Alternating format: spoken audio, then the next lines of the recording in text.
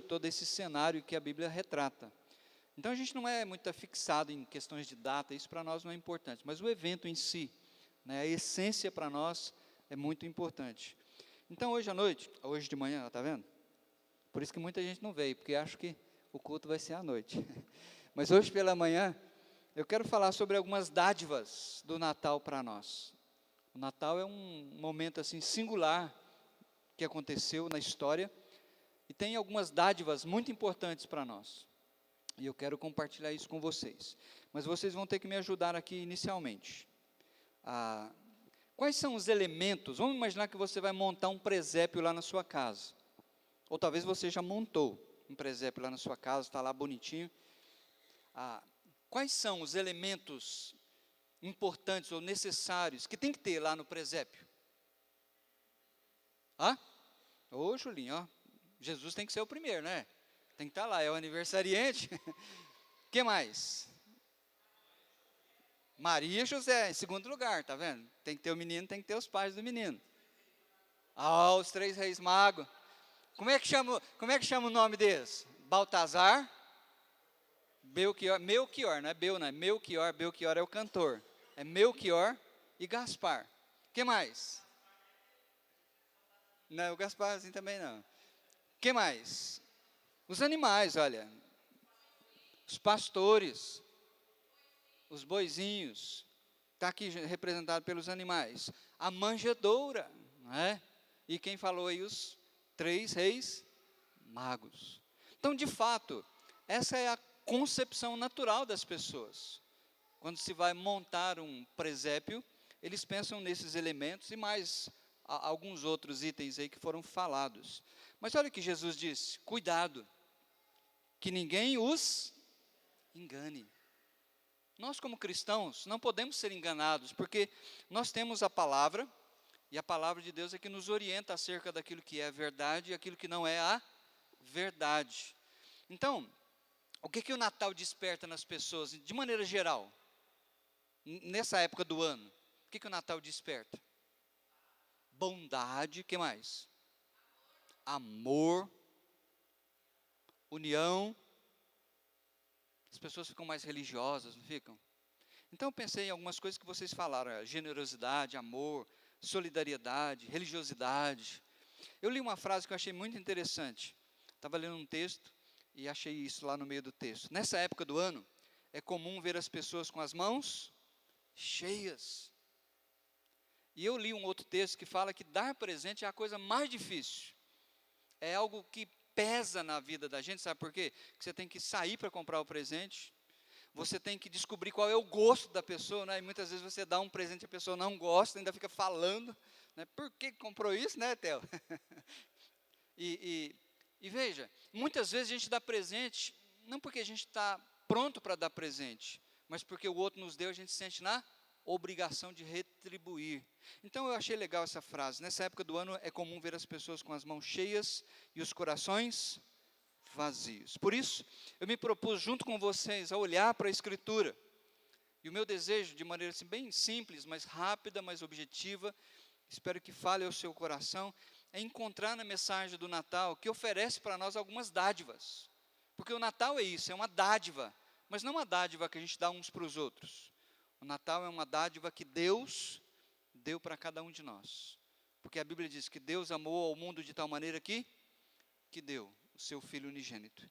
Qual é a primeira dádiva para o cristão que eu creio que o Natal tem a oferecer para nós? Sabedoria. Creio que nós precisamos pedir isso para Deus. Falta sabedoria no povo de Deus. O Natal deve despertar a sabedoria na vida do cristão, sabe por quê? Porque o Natal é algo real. Pelo menos eu creio que, e eu espero que nós creiamos nessa verdade. O Natal é algo que aconteceu, é um fato histórico. O comércio, CDL, os lojistas, eles não acreditam no Natal. Eles veem o Natal como uma época do ano em que eles vão ganhar mais dinheiro. Mas eles não estão interessados se aquilo foi um evento histórico, se foi inventado pela Igreja Católica Romana, como eles dizem, né? Jesus falou: olha, conhecerão a verdade e a verdade vos libertará. Então nós precisamos ter sabedoria. O Natal aconteceu no tempo, já há quase ou mais de 2000 anos atrás, e no espaço, lá em Belém, na Palestina.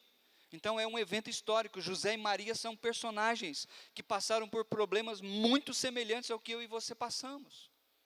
Maria era uma mulher, uma jovem, que tinha um corpo como o seu, mulher, irmã em Cristo que está aqui. José era um homem como nós, um trabalhador. Eles não tinham uma classe social muito abastada, eles tinham dificuldades financeiras. E naquele dia nasceu um menino. Essa é a grande mensagem do Natal. E é muito interessante que Lucas, no texto que nós lemos, diz que ela, Maria, deu à luz ao seu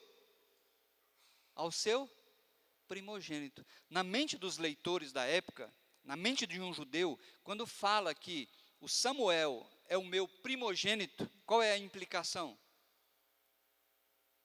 Qual é a implicação quando eu digo para vocês, o Samuel é o meu filho primogênito? Isso. Mas a implicação é, e quais são os outros filhos?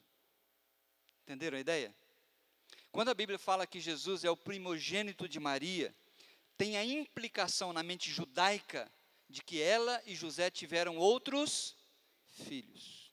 E a Bíblia nos dá essa informação. Ele teve outros filhos, outros irmãos por parte de mãe, né? E nós precisamos entender isso. Ela não é uma virgem imaculada que morreu, na verdade ela foi assunta ao céu, nem passou pela morte. Então preste bem atenção. Maria, ela teve um casamento normal, como você, Ellen e o Afrânio têm um casamento normal. Eles deitaram na mesma cama conjugal, tiveram relação sexual, ela engravidou e teve outros filhos. A verdade precisa nos libertar. 25/12, como eu falei, é apenas um arranjo convencional. Não tem nada bíblico nesse sentido, não se sinta constrangido com relação a isso. Eu li também do Leonardo Boff, não sei quantos de vocês conhecem esse cara, ele não é um bofe, tá? Leonardo Boff é um teólogo, só que foi excomungado pela Igreja Católica Romana, porque ele começou a ensinar algumas coisas que a Santa Sé não concordou e ele foi excomungado. Mas ele tem algumas coisas boas. Olha o que eu achei interessante, ele diz assim, olha, se referindo ao Natal, o menino quer ser homem. E é verdade. Toda criança que você conversa, ele quer ser adulto. Ele quer ser um homem, para ele ser independente, para ele ter seu dinheiro, para ele trabalhar, ter o seu carro. Então, todo menino quer ser homem. Mas quando ele adquire a maturidade, ele descobre que ele não tem tudo. Ele precisa de algo a mais. Então ele diz assim, o homem quer ser rei. Porque ele quer ter a palavra dele, mandar e todo mundo obedecer. Mas ele percebe depois que ele se torna rei, que de fato ainda falta alguma coisa. Então diz assim, o rei quer ser Deus. E você pode ter certeza que todo governante tem essa síndrome de divindade. Ele quer ser uma divindade. Mas eu achei interessante que ele diz assim, mas só Deus quis ser menino. Deus está andando na contramão de tudo aquilo que a nossa sociedade quer. Por isso o Natal é importante. Por isso o Natal precisa nos dar sabedoria. Olha o que a Bíblia diz. Mas Deus, lá de Filipenses esse texto, vamos ler comigo? Mas Deus esvaziou-se a si mesmo. Ele se esvaziou do quê? Ele não se esvaziou da sua divindade, muitos falam isso, que ele perdeu a sua divindade. Não, se ele perdeu a sua divindade, ele não era Deus mais. E o que ele perdeu, ou seja, ele não perdeu, o que ele abriu mão, o que ele se esvaziou, foi da sua glória celestial. Se ele viesse aqui na sua glória, ninguém conseguiria vê-lo, nós seríamos torrados. É como olhar para o sol. Então ele abriu mão da sua glória, do seu trono celestial e se fez homem. Olha o que diz a Bíblia. Mas Deus esvaziou-se a si mesmo, vindo a ser servo, tornando-se semelhante aos homens. E sendo encontrado em forma, humilhou-se a si mesmo e foi obediente até a morte, e morte de cruz. Lá em João 17, se você começar a ler aquela oração conhecida como oração sacerdotal, Jesus fala assim para o Pai, Pai, glorifica-me com a glória que eu tive contigo antes de me tornar homem. Então, por isso que nós entendemos que esse esvaziar-se é da sua glória. Ele se fez homem para viver conosco. Então, Deus se fez menino, um menino nos nasceu, diz a Bíblia. Deus cumpriu a sua palavra. Volta aí para Mateus comigo, rapidinho. Só para a gente ver esses textos, a ênfase que são dadas a ele. Mateus 1, lá no versículo 21. Alguém lê bem alto, 21, outro leu 23 e outro leu 25. Mateus 1, 21, 23 e 25. Quem achou pode ler bem alto.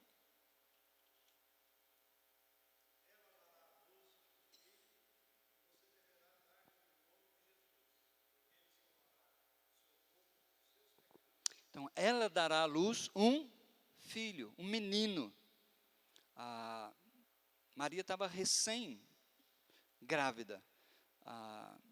Não tinha feito aquele exame, né, na barriga para descobrir o que era ainda. Mas o anjo revelou, olha, vai ser um menino. Porque a profecia lá de Isaías dizia isso, que vai nascer um menino. 1:23.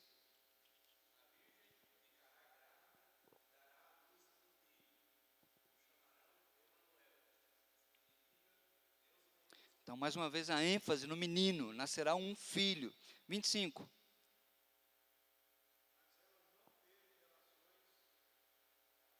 Opa, de novo.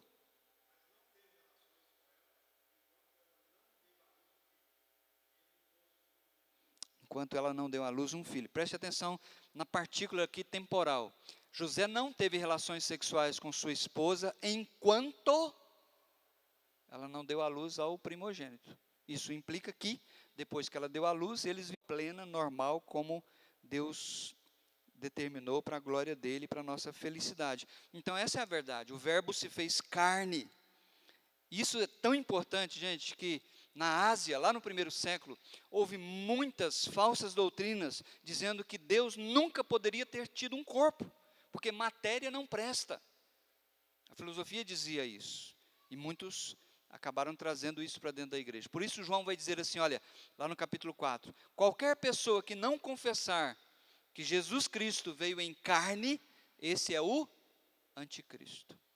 Então isso é muito importante. Precisamos de sabedoria para viver a vida como igreja, como comunidade, para fazer a vontade de Deus. Olha o que diz esse texto lá de Efésios. Tenham cuidado com a maneira como vocês vivem, que não seja como insensatos, mas como sábios, aproveitando ao máximo cada oportunidade, porque os dias são maus. Portanto, não sejam insensatos, mas procurem compreender qual é a vontade do Senhor. Então veja, o Natal precisa trazer sabedoria para nós, principalmente na maneira como nós vivemos em comunidade. Por isso eu quero fazer um apelo aos irmãos nessa manhã. Meu primeiro apelo da manhã. Nós cristãos precisamos de sabedoria para vivermos em comunidade. Não é fácil. Porque nós espetamos um ao outro. Nós machucamos um ao outro. E nós precisamos de sabedoria para lidar com isso. Olha o que o apóstolo Paulo disse para nós. Rogo-lhes, eu exorto-lhes, que vivam de maneira digna da vocação que vocês receberam. Vocês são cristãos. Vocês receberam a vocação de serem eleitos de Deus. Vocês são chamados filhos de Deus. Sejam completamente humildes, dóceis e sejam pacientes, suportando uns aos outros com amor. Façam todo o esforço para conservar a unidade do Espírito pelo vínculo da paz. Por quê? Porque há um só corpo. Nós precisamos entender isso. Podem existir muitas denominações.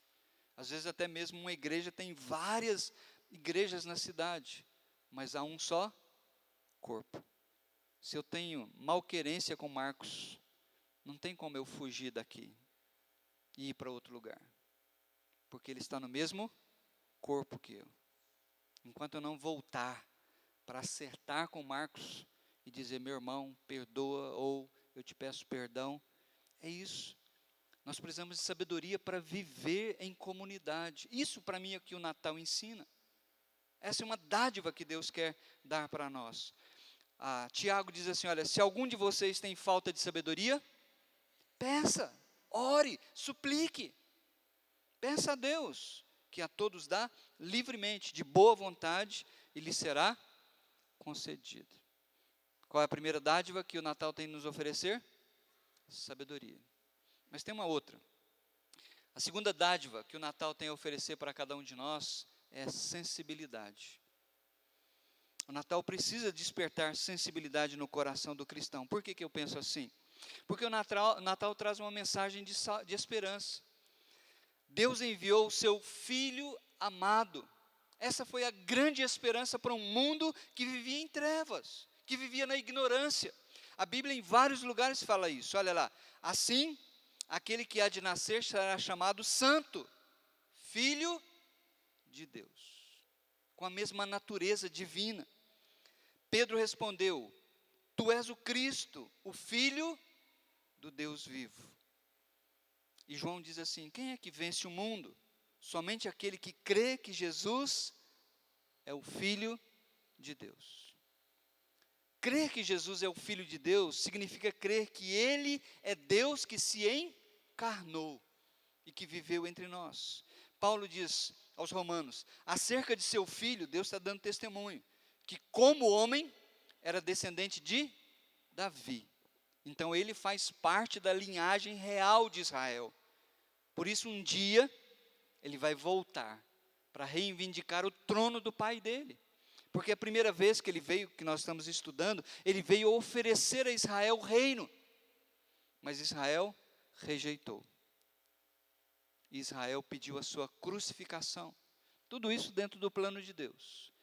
Mas a segunda vinda dele, ele não vai vir para oferecer o reino, ele vai vir para exigir o reino dele. E ele vai assentar-se no trono de Davi, o seu pai.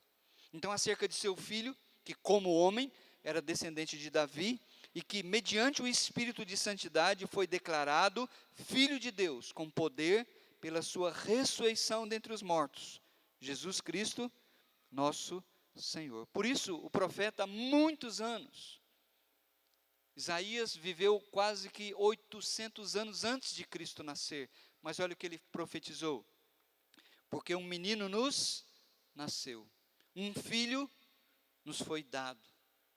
Isso foi uma mensagem de esperança para uma nação que estava prestes a ser eliminada pelos babilônios. O Natal precisa criar sensibilidade em nós acerca da palavra, aquilo que nós temos aprendido, colocar em prática, pedir o poder de Deus para viver de acordo com a vontade dEle. Olha o que diz esse texto. Enquanto estavam lá.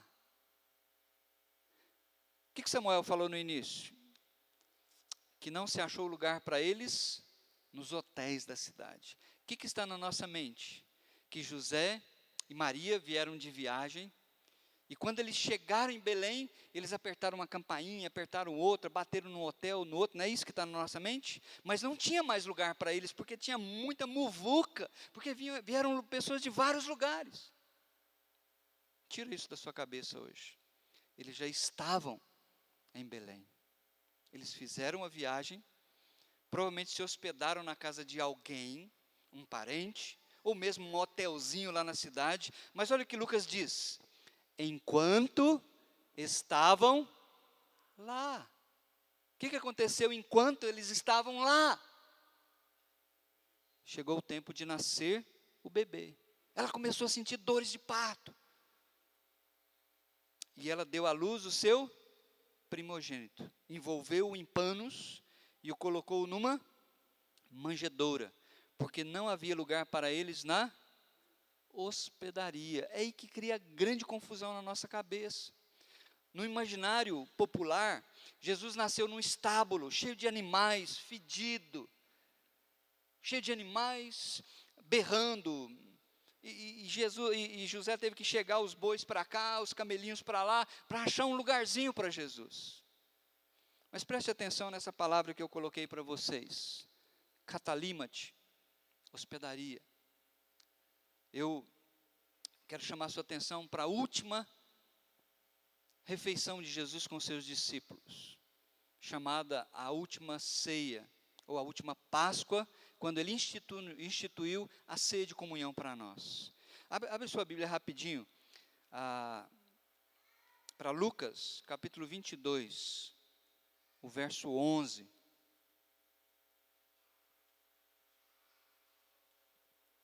Lucas 22, verso 11. O que diz nesse texto bíblico? Veja que Jesus chamou alguns discípulos, os enviou à sua frente para eles pedirem ao dono de uma casa, que previamente Jesus já deve ter acordado com ele, conversado com ele.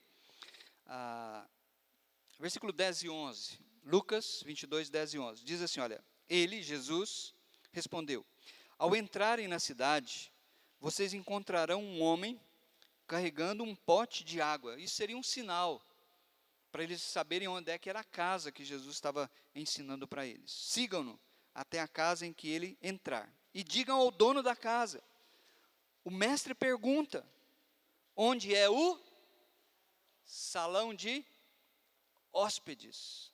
Essa palavra, salão de hóspedes, é a tradução daquela mesma palavra, hospedaria. Então, o que significa? Quando Jesus nasceu, ou quando Maria e José chegaram em Belém, com certeza havia muitas pessoas na cidade por causa do recenseamento. Mas eles foram hospedados em algum lugar, não na casa principal, mas naquela casa principal havia vários aposentos. A arqueologia já descobriu isso.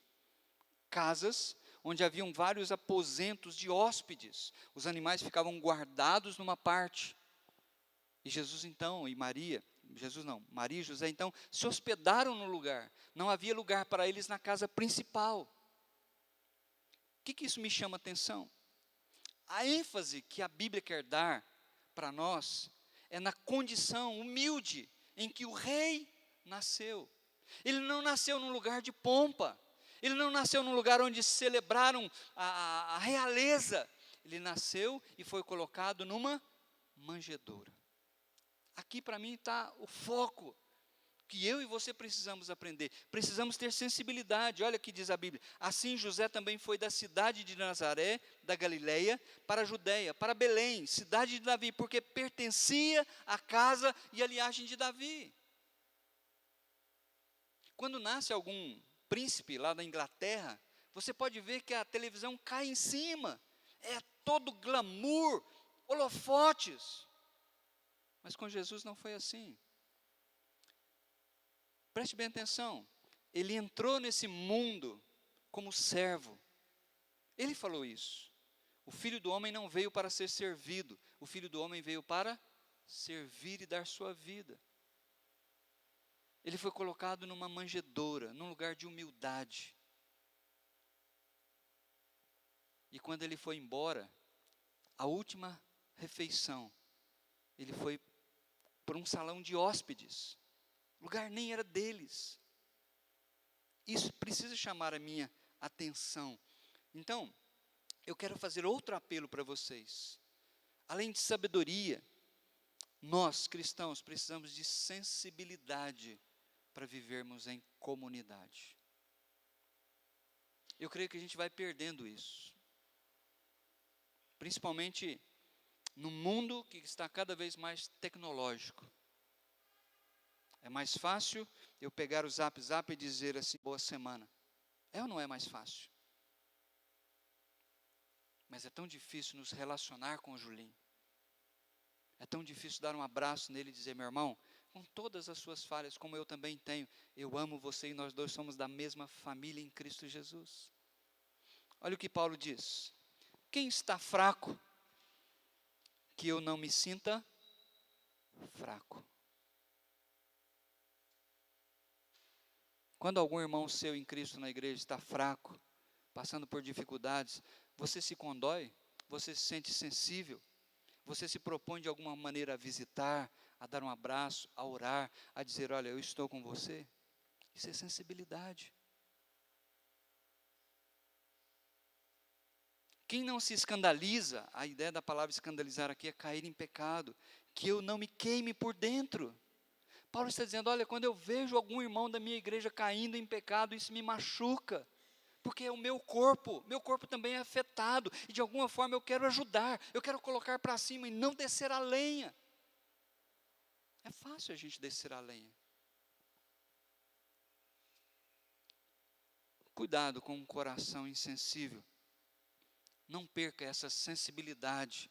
Nós fazemos parte de um só corpo. E eu creio que o Natal precisa despertar isso em nós. Sensibilidade. Por último, a terceira dádiva, que eu creio que é a grande dádiva que nós precisamos abraçar, é a salvação. O Natal precisa despertar essa gratidão no seu, no meu, no nosso coração. Jesus disse, olha, eu sou o bom pastor. O bom pastor dá a sua vida por quem? Pelas ovelhas. Ele deu a sua vida por suas ovelhas. Se você se lembra do texto que o Ademar leu, lá de Mateus, o anjo falou para José assim, olha, cara, fica tranquilo, não tenha medo de receber Maria como sua esposa, aquilo que está sendo gerado não é traição, é obra de Deus, ela vai dar à luz a um filho, e ele salvará o seu povo dos pecados deles.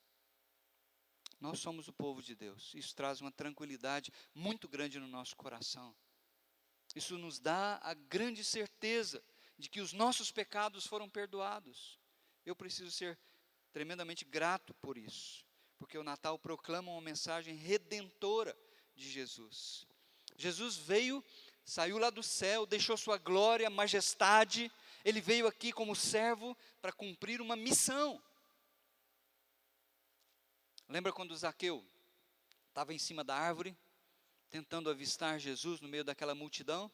Ele foi na casa de ele foi na casa de Zaqueu, e ele falou uma coisa muito interessante, ele definiu a sua missão, porque o Filho do Homem veio buscar e salvar o que estava perdido. Eu e você precisamos ter gratidão, porque fomos achados, nós fomos encontrados, ela dará à luz um filho, e você deverá dar-lhe o nome de Jesus, porque ele salvará o seu povo dos seus pecados. O anjo definiu um grupo. Jesus veio aqui nesse mundo para resgatar aqueles que fazem parte da família de Deus. Um outro teólogo chamado Emil Brunner, ele disse que todo homem tem um problema no passado, no presente e no futuro. Isso é uma linguagem teológica, não é? Porque a gente vive só no presente, o passado já foi. Mas o que ele quer dizer com o passado? Antes de nós conhecermos a Cristo. O que ele quer dizer com o presente? Enquanto nós estamos conhecendo a Cristo. E o que ele quer dizer com o futuro? Aquele dia quando nós estaremos face a face, vendo a Cristo. Então ele diz assim, no passado, o grande problema do homem é a sua culpa. Culpa traz condenação. E todo ser humano está debaixo de condenação por causa da culpa. No presente, é o medo. O ser humano vive medo de encontrar a Deus, por mais que ele não acredite que Deus existe, mas ele tem medo do que vai acontecer depois. E no futuro, o medo da morte. Jesus veio salvar o homem de todas as consequências do pecado. Se nós somos justificados, não estamos mais debaixo de condenação. Deus nos libertou da condenação. Por isso Paulo vai dizer assim, olha, justificados, nós temos então paz com Deus. Não precisamos mais ter medo, porque João diz assim, no amor não existe medo. Que amor é esse? O amor de Deus que nos encontrou. Ele diz, antes o perfeito amor lança fora o medo. Se você vive atemorizado por alguma coisa, é porque você não está deixando o amor de Deus aperfeiçoar o seu coração. E no futuro? Por que você teme a morte? Se a morte já foi vencida. A verdade é que cristão fala que não tem medo da morte, mas doeu a barriga e fica desesperado. Gente, a morte não tem a última palavra. Nós, como cristãos, Paulo diz, é muito melhor morrer, porque é morrer aqui e estar com Cristo. Você não vai ficar perdido no espaço, tá? Você não vai ficar dormindo. Não, é imediato. Partir para estar com Cristo. O que dorme? O seu corpo. O seu corpo dorme, ele vai para o bom pastor, vai virar pó, porque tu és pó e ao pó voltará, e um dia esse corpo vai ser levantado dentre os mortos, ele vai ser ressuscitado, para encontrar-se com você, que foi lá para o céu. Então você vai ser novamente, você com um corpo seu, porém glorificado, o mesmo corpo que Jesus tem hoje lá na glória. Muitos também acham que Jesus não tem um corpo mais, que Jesus é espírito. Não, Jesus tem um corpo. O corpo que ele assumiu, ele não perdeu. Ele tem um corpo glorificado e ele está à direita de Deus Pai Todo-Poderoso. Esse menino que nasceu, a Bíblia diz, o Verbo se fez carne e habitou entre nós. Deus habitou entre nós, o Senhor Jesus, Emanuel, Deus conosco. Agora, por que eu estou chamando a sua atenção para isso? Porque desde o tabernáculo, o que era o tabernáculo? Era aquele lugarzinho feito lá de peles de animais, onde Deus manifestava a sua presença. As pessoas olhavam do lado de fora e viam Deus manifestar, e as pessoas diziam, Deus está aqui conosco. Mas a encarnação foi a revelação máxima de Deus. Deus se fez homem, tocou nas pessoas, as pessoas tocaram nele, as pessoas viram o Deus encarnado andar aqui nesse mundo. Por isso o discípulo falou assim, mostra-nos o Pai, isso nos basta. O que Jesus respondeu? Quem vê a mim, vê o Pai. O que o Natal tem a nos oferecer? Sabedoria, sensibilidade, salvação. Toda informação, ela tem como propósito transformação. Se você ouve, adquire conhecimento, mas isso não te leva à transformação, se isso não te leva para a ação, para mudar a sua vida, a sua maneira de pensar e de agir, você não vai ser uma pessoa libertada. Por isso, eu quero aplicar de maneira bem simples aquilo que eu falei até agora. Eu quero aplicar sabedoria, sensibilidade e salvação nas nossas vidas, para que você possa verdadeiramente dizer para um irmão, Feliz Natal.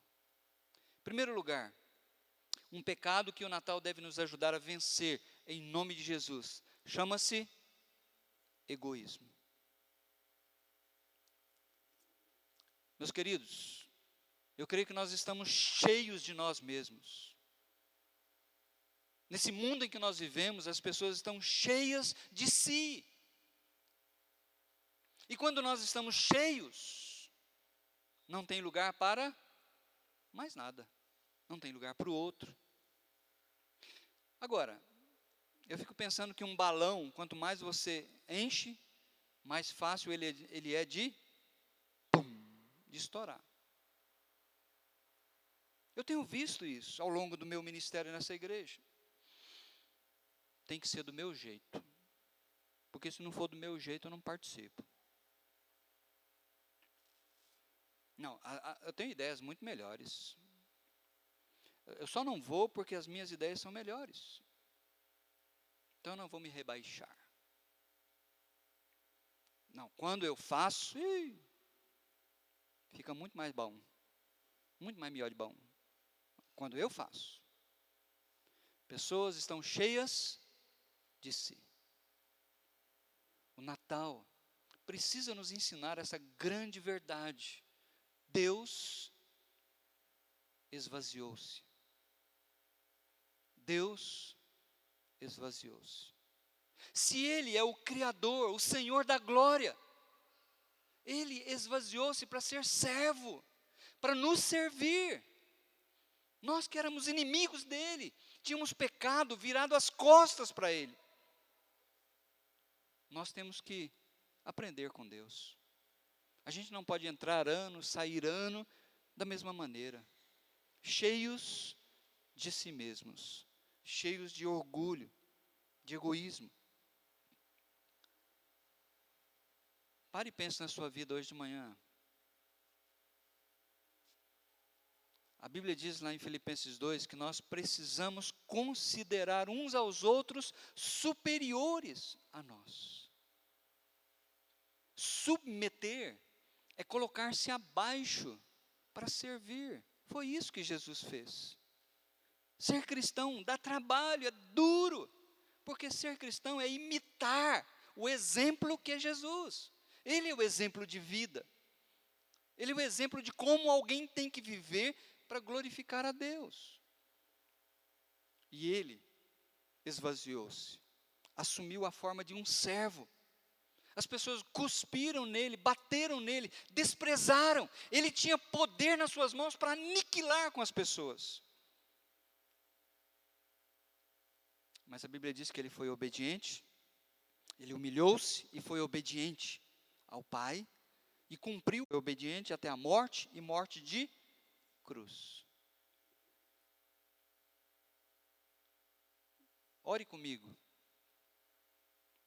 para que nós possamos pedir à nossa igreja, a Deus pela nossa igreja, que nós sejamos um povo mais humilde, mais vazio, para que a gente tenha mais abertura para receber os outros irmãos. Um outro pecado que o Natal deve nos ajudar a vencer em nome de Jesus é o orgulho. Esses dois pecados, egoísmo e orgulho, têm destruído famílias, têm destruído igrejas, têm destruído empresas. Pessoas cheias de vaidade, acham que são. Mas o Natal vem mostrar para nós que Deus é humilde. Esse é o verdadeiro valor que Ele tem. E esse é o verdadeiro valor que é valor para Ele. É por isso que Ele nasceu num lugar humilde, numa condição humilde, o Rei, o Criador. Você já pensou nisso, Luísa? Ele é o Criador do universo, Ele que fez todas as árvores. Mas Ele se dispôs a deitar numa manjedoura. Ele é o supridor de tudo que existe. Mas Ele se humilhou até o ponto de mamar no seio de uma mulher, para se alimentar, para crescer.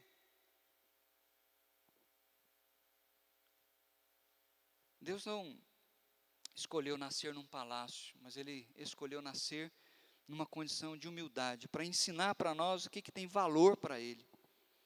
Bem-aventurados os humildes, porque deles é o reino dos céus. Eu tenho ouvido, já falei isso para vocês, o mundo é dos espertos, mas nós não somos espertos, porque a gente não é desse mundo. Nós precisamos ser humildes. Humilde não é ser bobo, mas precisamos realmente reconhecer que Deus tem o direito na nossa vida. E por último, mais um pecado que o Natal deve nos ajudar a vencer em nome de Jesus: individualismo. Com as mãos cheias, com o coração vazio. A gente ama tecnologia, não está errado. Nós somos bons de computadores, administramos bem os nossos negócios, mas a gente tem tido tanta dificuldade para se relacionar uns com os outros. Pior que nós estamos treinando os nossos filhos desde pequenininhos a serem escravos da tecnologia. Minha filha, se ela fica um dia sem celular, ela morre. Desespero. Pai, mas é porque você é do outro mundo. Eu falo, devo ser mesmo. A gente precisa ter sensibilidade para se relacionar um com o outro, para se relacionar com os nossos familiares, com a nossa igreja. O Verbo se fez carne, Ele habitou entre nós. Preste bem atenção, Jesus não conviveu com pessoas perfeitas. Vocês acham que aqueles 12 era um grupinho filé? Não, era carne de pescoço. Os 12 não se davam bem, eles tinham problemas entre eles. Mas Jesus, mesmo olhando para a falha de cada um deles, foi sensível e se propôs a ajudar. Quando você olhar para a sua igreja, para a sua comunidade, não olhe aquilo que você vê, mas seja sensível para aquilo que Deus está fazendo nessa comunidade. Ele está fazendo uma grande obra. A gente às vezes não vê isso. Tem uma piadinha que diz assim que quando Jesus chegou lá no céu, os anjos vieram recebê-lo, abraçá-lo, e aí um anjo perguntou para ele: e aí, Senhor, fundou a sua igreja? É uma igreja poderosa? Ele falou assim: não, eu deixei um traidor e 11 covardes, mas é com eles que eu edificarei a minha igreja, porque ele age com amor, com graça, para transformar cada um de nós. Mas para isso a gente precisa de sabedoria, para dizer: olha, não pode ser eu tenho que largar o orgulho de lado. Eu não posso ser egoísta, eu não posso ser individualista, eu faço parte de uma comunidade. Você faz parte de uma comunidade. Quando você sai da sua empresa, você não quer trabalhar mais naquela empresa, porque você tem uma proposta melhor, um salário melhor. Simplesmente você sai e não volta mais naquela empresa? É isso que acontece?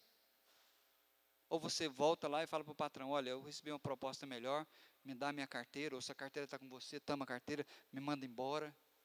Existe uma satisfação. Igreja é a mesma coisa, meus queridos. Você não pode viver individualmente numa igreja, você faz parte de uma coletividade. Você não é obrigado a conviver nessa comunidade ou em qualquer outra, mas quando você se resolve, se decide não fazer mais parte, o mínimo que se espera de você é que chegue na liderança, no pastor e diz: olha, arrumei um emprego melhor, tem um ministério que está mais próximo da minha convicção, do meu coração, me dá uma carta, eu quero ir. Bem-aventurados os pacificadores, porque serão chamados filhos de Deus. Pare e pense. Deus decidiu viver com pecadores, não para criticá-los ou julgá-los, mas para salvá-los. Foi Ele que disse: eu vim buscar e salvar o que estava perdido. Se nós entendermos essa mensagem, então, de fato, eu posso dizer para vocês: Feliz Natal. Que Deus abençoe.